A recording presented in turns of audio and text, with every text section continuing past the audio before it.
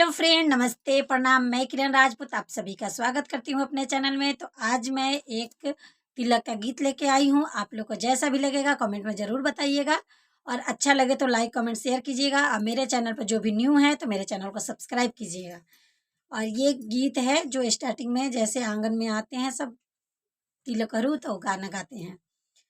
झारी जजी मामा बिछावे अनजानो पापा बैठी समधिया सनम रे अरे झाड़ी जजी मामा बिछाव ए अनजानो चाचा बैठी समधिया सनम अरे आवो ए राम चौक चढ़ी बैठ मोतियानिया जुड़ी भार अरे आवो ए राम चौक चढ़ी बैठा मोतियानिया जुड़ी भारा अरे घर में से निकले लिया माँ सोहागी सिर पर चरडा ले अरे घर में से निकले ली चाची सोहागिन